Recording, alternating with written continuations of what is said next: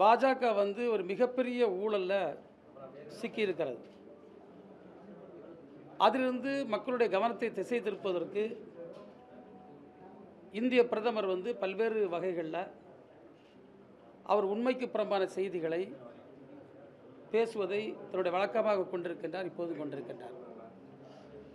2019 இந்த தேர்தல் பத்திர அந்த நடைமுறையை அவர்கள் கொண்டு வர முயற்சித்த நேரத்தில் ராகுல் காந்தி அவர்கள் சொன்னார், இது ஒரு லூட்டிங், கொள்ளையடிக்கக்கூடிய ஒரு முயற்சி என்று குறிப்பிட்டார்.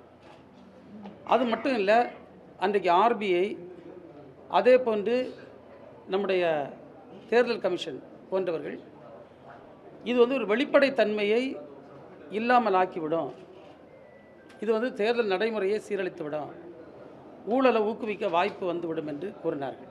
அதையெல்லாம் மீறி அதை கொண்டு இன்றைக்கு கோடி கோடியாக பணத்தை மிரட்டி ஒரு அரசே பணக்காரர்களை மிரட்டி அடிபணிய வைத்து பணத்தை பறித்திருக்கின்றார்கள்.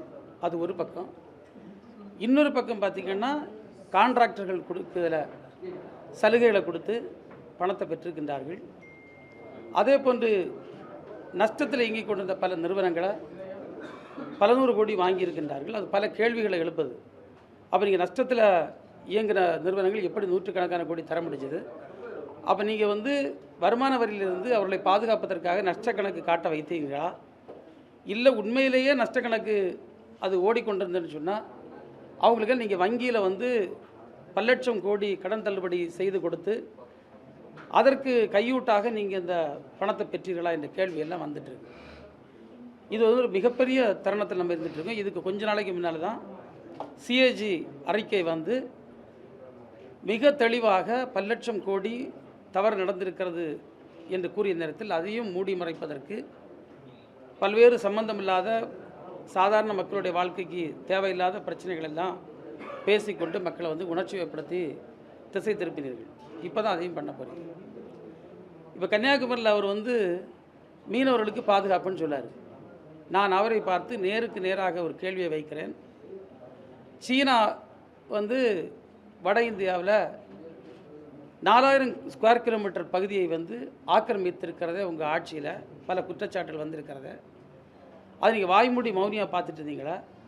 10 ஆண்டு காலம் இந்த நாட்டு மக்கள் உங்களுக்கு தந்திருக்கிற இந்த 10 ஆண்டு காலத்தில் நீங்கள் சொல்வது உண்மையாக இருந்தால், நீங்கள் ஒரு விஸ்வகுருவாக இருந்திருந்தால், உங்களுடைய அரசியல் சாதுரியத்தின் மூலமாகவோ இல்லது உங்களுடைய மிகப்பெரிய இராணுவ கட்டமைப்பின் மூலமாகவோ நீங்கள் கச்சத்தீவை மீட்டெடுப்பதற்கு ஏதாவது முயற்சி செய்தீங்களா?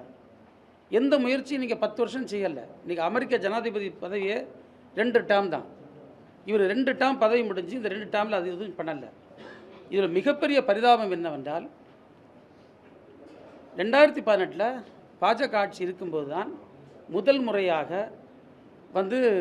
இலங்கை முதல் முறையாக நம்முடைய மீனவர்களிருந்து கைப்பற்றிய படகுகளை அவங்க விலைக்கு விற்று தேசியமயமாக்கின அந்த பணத்தை லேலத்தில் போட்டு அதை வாய் மூடி மௌனியாக பார்த்து கொண்டிருக்கிறது இந்த மோடி அரசு.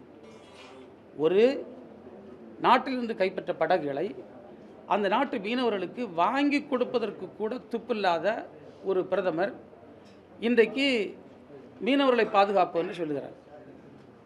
இன்னும் நீங்கள் பார்த்தீங்கன்னா இன்னும் நீங்கள் கொஞ்சம் பார்த்தீங்கன்னா ஒக்கி புயல் வந்தது. எவ்வளோ மீனவர்கள் கன்னியாகுமரி மாவட்டத்தில் பாதிக்கப்பட்டார்கள். பாதிக்கப்பட்ட நேரத்தில் எல்லோரும் சேர்ந்த அலுவலர்களை கேட்க அவர் வரல. நம்முடைய மாண்புமிகு முதல்வர் அன்றைக்கு எதிர்க்கட்சி தலைவர் வந்தார், ராகுல் காந்தி அவர்கள் வந்தார். அதுக்கு பிறகு காலம் கடந்து திரு மோடி அவர்கள் வந்தார். அவர் கன்னியாகுமரியில் பாதிப்பு இல்லை, கன்னியாகுமரி மேற்கு கடற்கரையில் தான் பாதிப்பு. அந்த பகுதிக்கே செல்லாமல் கன்னியாகுமரி கெஸ்ட் ஹவுஸில் ஹெலிபேடில் இறங்கி ஒரு புகைப்பட கண்காட்சியை மட்டும் பார்த்துவிட்டு சென்று விட்டார். அந்த மக்கள் நாங்கள் எல்லோரும் ஏகோபித்து ஒரு கோரிக்கை வைத்தோம்.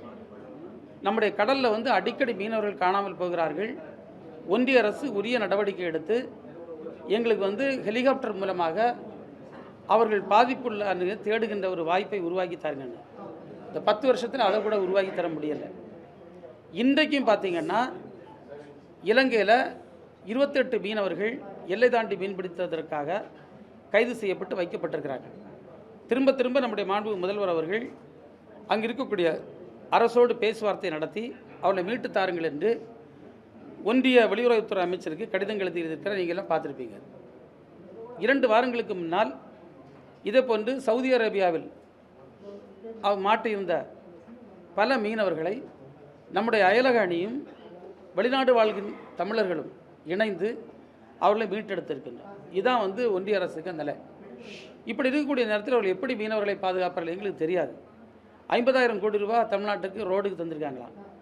அவர் ஒரு நேரம் நம்ம ரோடு எத்தனை கிலோமீட்டர் தூரம் இருக்கிறது, 50,000 கோடி டிவைடட் பை 10ன்னு சொன்னால் ஒரு வருஷத்துக்கு 5,000 கோடி. நம்ம மாநில அரசு நெடுஞ்சாலைத்துறைக்கு ஒரு ஆண்டுக்கு 25,000 கோடி பக்கத்தில் ஒதுக்கிட்டு இருக்கு. அது போக இங்கே இருக்கக்கூடிய ஊரக வளர்ச்சித்துறை, அதுபோன்று இங்கே இருக்கக்கூடிய நம்முடைய நகர்ப்புற வளர்ச்சித்துறை எல்லாம் பார்த்திங்கன்னா ஒவ்வொரு ஆண்டும் 50,000 கோடிக்கு மேல் வரும். அந்த அளவுக்கு நம்ம நிதி ஒதுக்கீடு செய்து கொண்டிருக்கின்றோம். எனவே இதெல்லாம் ஒரு பேச்சுக்கு ஆகாது. நீங்கள் பெண்கள் பற்றி அவங்க பேசாத. நான் ஒன்றை இந்த கூட்டத்தில் அழுத்தம் திருத்தமாக சொல்லுகின்றேன். இன்றைக்கு திராவிட முன்னேற்றக் கழகம் நேருக்கு நேர் எதிர்த்து கொண்டிருக்கக்கூடிய இந்த சாதிய கட்டமைப்பை ஒழிக்க வேண்டும் என்ற எங்களுடைய முழக்கம். இந்த நாட்டில் சாதிய கட்டமைப்பும் பாலின வேறுபாட்டாலும் பெண்கள் பட்ட துன்பத்தை யாராவது சொல்ல முடியுமா? நீங்கள் முக்கியமாக நம்ம எடுத்துக்கிட்டோன்னா, அன்னைக்கு கணவன் இறந்தால் பெண் உடன்கட்டை ஏற வேண்டும். குழந்தை திருமணம், பெண்ணுக்கு சொத்துரிமை இல்லை, பெண்ணுக்கு வாக்களிக்கும் உரிமை இல்லை, பெண்களுக்கு கல்வி கற்கும் உரிமை இல்லை, தன்னுடைய கணவனை தேர்வு செய்யும் உரிமை இல்லை. இதெல்லாம் யார் அடித்து உடச்சி அன்றைக்கு 1921 திராவிட முன்னேற்ற கழகத்தின் தாய் கட்சியாக இருந்த நீதி கட்சி தான் முதல் முறையாக பெண்களுக்கு வாக்குரிமை கொடுத்தது, பெண்களுக்கு சொத்துரிமை கொடுத்தது. நம்ம மகளிர் காவல் நிலையங்கள் இன்றைக்கு தமிழ்நாடு பூரா இருக்கிறது என்று சொன்னால் இது எந்த ஆட்சியில் வந்தது? திராவிட இயக்கங்கள் ஆளுகின்ற தமிழ்நாட்டில் தான் அது இருக்குது. பெண்கள் எந்த அலுவலகத்தில் சொன்னாலும் இன்றைக்கு வேலையில் இருக்காங்க. அது எப்படி இருக்குது? இது எல்லாவற்றையும் ஏற்படுத்தி பெண்களை அதிக அளவில் அதிகாரப்படுத்தி பெண் தொழில் முனைவோர்கள், பெண்களுக்கு உயர்கல்வியில் இன்றைக்கி 72%, நேஷ்னல் ஆவரேஜ் இன்றைக்கி 21-22 தான் போயிட்டுருக்கு. அப்போ இப்படி இருக்க சொல்லுமதில் நம்ம அதை பேசுவதில் பெரிய அர்த்தம் இல்லை. எனவே இதெல்லாம் தேர்தலுக்கான முழக்கங்களே தவிர வேறு எதுவுமே இல்லை. இந்த அரசிற்கு மக்களிடத்தும் கொண்டு செல்வதற்கு நாங்கள் என்ன செய்திருக்கிறோம் என்று சொல்வதற்கு எதுவும் இல்லாத சூழ்நிலையில் அவர் இன்றைக்கு அந்த பழியை ஒரு வெற்றி பேச்சுகளால், வெற்றி முழக்கங்களால் மற்ற கட்சிகள் மீது திணிப்பது எந்த விதத்தில் நியாயம் இல்லை. சார், மத்திய அரசுடைய திட்டங்களை அதிகமாக முன்னிறுத்தி பாஜக பிரச்சாரம் மேற்கொண்டிருக்கு. ஆனால் நிதி பங்கீடே ஒழுங்காக பண்ணலன்னு சொல்லி நம்ம முதலமைச்சரே கூட குற்றம் சாட்டியிருக்கிறாரு. அப்படியான நிலைப்பாடை எப்படி பாஜக செஞ்சுட்டு இருக்கு? நீங்கள் எப்படி அதை எடுத்துக்கிறீங்க? இப்போ தமிழ்நாட்டை பொறுத்தவரை திராவிட முன்னேற்ற கழகம் மட்டுமல்ல, அனைத்து அரசியல் கட்சிகளும் அவங்களுடைய கருத்துக்களை சமீப காலங்களாக பதிவு செய்து கொண்டே வந்தார்கள். எப்படி என்றால், நிதி பங்கீடை பொறுத்தவரையில் நம்ம ஒரு ஓர வஞ்சனையோடு தான் நடத்தப்பட்டோம். இங்கு அவர்கள் முறையாக நமக்கு தரவில்லை என்பது. இதை பற்றி அனைத்து புள்ளி விவரங்களும் நம்முடைய மாண்புமிகு முதல்வர்கள் பல்வேறு தருணங்களில் தன்னுடைய கடிதங்கள் மூலமாகவும், சட்டமன்ற உரைகளின் மூலமாகவும், பொது மேடைகள் மூலமாகவும், பத்திரிகைகள் மூலமாகவும் தெரிவித்திருக்கின்றார்கள். அது நமக்கு எல்லாருக்குமே தெரிஞ்சது. அதில் மிகப்பெரிய ஓர வஞ்சனையை அவர்கள் கடைபிடித்திருக்கின்றார்கள். நாம் அவர்களுக்கு செலுத்துகின்ற ஜிஎஸ்டி வரியில் ஒரு மிக குறைந்த அளவு தான் நமக்கு திரும்ப வருகிறது என்பது. எனவே அவங்க திட்டங்கள் மூலமாக நமக்கு செய்திருக்கோம் என்று சொல்வதை நம்ம இல்லை, பொதுமக்களே ஏற்றுக்கொள்ள மாட்டார்கள். பாஜக மிகப்பெரிய ஊழல் பண்ணியிருக்கு, தேர்தல் பத்திரம் சொல்றீங்க. ஆனால் தமிழ்நாடு பாஜக அண்ணாமலை என்ன சொல்றாருன்னா, மாநில கட்சியாக இருக்கக்கூடிய திமுக பெற்றக்கூடிய நிதியும் 18 மாநிலங்கள் ஆட்சியில் இருக்கக்கூடிய பாஜக பெற்றக்கூடிய நிதியும் ஒப்பீட்டு பார்த்தா விகிதாச்சாரத்தில் திமுக பெற்றதே அதிகம். யார்கிட்ட இருந்து வாங்கினாங்க, ஏன் வாங்கினாங்கன்னு அவங்களால விவரமாக சொல்ல முடியுமா? பாஜக நீங்கள் தம்பி ஜஸ்டிஃபிகேஷனுக்கே போக வேண்டாம்.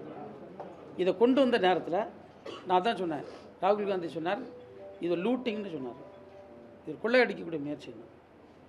இதை கொஞ்சம் மைல்டாக, இது ஒரு நேர்மையற்றதாக, ஒளிவுமுறையற்ற தன்மை போய் தவறாக போய்விடும்னு தேர்தல் கமிஷனும் ஆர்பிஐயும் அன்னைக்கு சொல்லிச்சு. இது ரெண்டையும் மாரி அவங்க கொண்டு வந்தாங்கன்னா அப்போவுமே அவங்களுக்கு உள்நோக்கம் இருந்திருக்கிறது.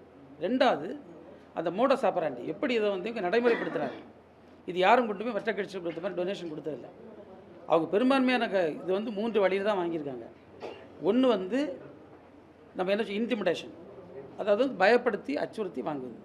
அதான் ஐடி ரைடு, அதே போன்று இடி ரைடு, இது போன்றவை நடந்து கொண்டிருக்கக்கூடிய நேரத்தில் அந்த சம்மந்தப்பட்ட நிறுவனங்கள் கொடுத்துருக்கக்கூடிய பணம்.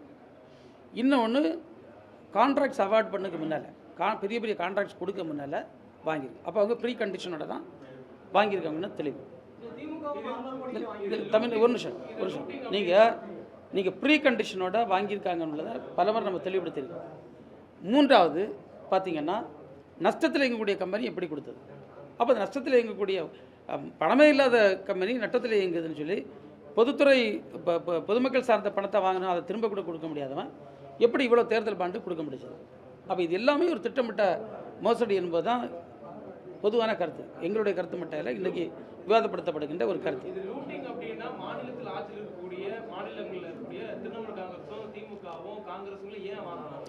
தம்பி நீங்கள் வந்து ஆரம்ப முதலே இதை வந்து பாஜகவை தவிர்த்து எந்த கட்சிகளும் இதை ஆதரிக்கலை. இந்த தேர்தல் பத்திரம் கொண்டு வருவதற்கு சொல்லலை.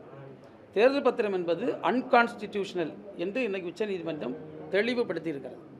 அப்போ உச்சநீதிமன்றம் அன்கான்ஸ்டிடியூஷனல் சொல்லக்கூடிய ஒரு சட்டத்தை கொண்டு வருவதற்கு முன்னால் ஒன்றிய அரசுடைய சட்டத்துறை என்ன செய்து கொண்டிருந்தது அந்த சட்டத்துறைக்கு தெரியாதா? ஏற்கனவே சட்டத்துறை வந்து எந்த சட்டம் நிறைவேற்றினாலும் சட்டத்துறைக்கு போய் அவங்க அதை படித்து பார்த்து இது கான்ஸ்டியூஷனல் ப்ரொவிஷன்ஸுக்கு உள்ள வருதா என்பது பார்ப்பது அவருடைய கடமை. அப்போ அந்த கடமை இவங்க தவறிட்டாங்களா? ஒத்துக்கிடுவாங்களா? இப்போ வந்து இருட்டு கொண்டு ஓட்ட அடைக்கிது. அது எங்கள் மீது அவர்கள் சொல்லல் வந்து எந்த நியாயமும் இல்லை. இன்றைக்கி வந்து இது உருட்டு கொண்டு ஓட்ட அடைக்குது. அவங்க செய்திருக்கக்கூடிய தவறு அத்தனையும் இன்றைக்கு அப்பட்டமாக ஆதாரங்களோடு வந்திருக்கிறது. இப்போ கூட உச்சநீதிமன்றம் சொல்லுகிறது முழுமையான தகவல் நீ ஏன் பெறலை என்று நீதிமன்ற கண்டனத்திற்கு ஆளாகக்கூடிய நிலைமை இந்த அரசு தொடர்ந்து இருந்து கொண்டு இருக்கிறது. ஒரு தட்டையான கேள்வியை அவர் கேட்கறது எதற்கு நீங்கள் அப்படியே வாங்குறீங்கன்னு கேட்குறேன். தம்பி, அதாவது நீங்கள் ஒரு சட்டத்தை கொண்டு வந்தீங்களா? நீங்கள் வந்து ஒரு ப்ரொவிஷனை கொண்டு வந்துருக்கீங்க, எல்லா கட்சியும் என்ன செய்யுது? வாங்குது. ஆனால் நான் கேட்ட இந்த இன்டிமிடேஷன், அச்சுறுத்தி வாங்குவது, ப்ரீ கண்டிஷன்ஸோட வாங்குவது, இல்லாத நிறுவனத்தை இருப்பதாக காட்டி அவங்களுக்கு கடனை தள்ளுபடி செய்து அதன் மூலம் பெறுவது, இப்படி படிப்படியான குற்றச்சாட்டுகள் இன்றைக்கு வைக்கப்படுவது பாஜக தவிர்த்து வேறு எந்த கட்சிக்கு மேலே வைக்கப்படலை.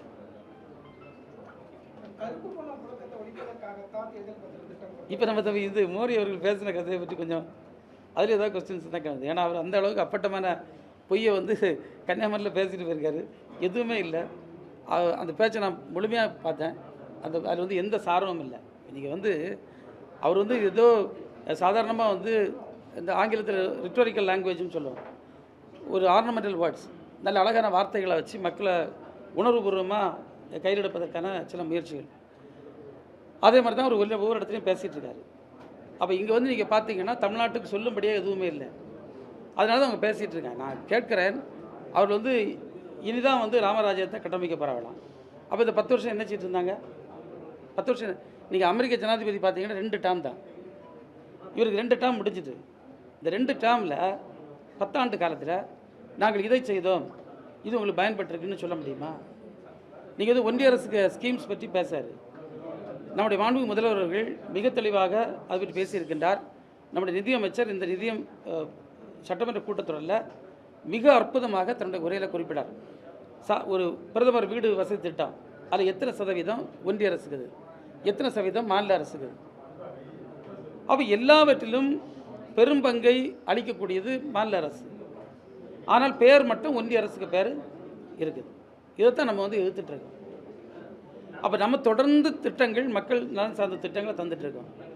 அவர்கள் சொல்லுகின்ற இந்த உணர்வு நிலையான பேச்சு என்பது இன்றைக்கு மக்கள் திரும்ப கேட்க ஆரம்பித்திருக்கிறார்கள். இப்போ வந்து ஒரு ஆள் புதுசாக பேசலை, 10 வருஷம் அரைத்தமாகவே அரைத்து கொண்டிருக்கிறார்கள். இன்னும் எத்தனை ஆண்டு இந்த கதையை பேசுவீங்க? அப்போ இன்னும் ஒரு முறை தந்தால் நாங்கள் இப்படி செய்வோம்னு சொல்வதில் எந்த நியாயமும் இல்லை என்பதுதான் எங்களுடைய வாதம்.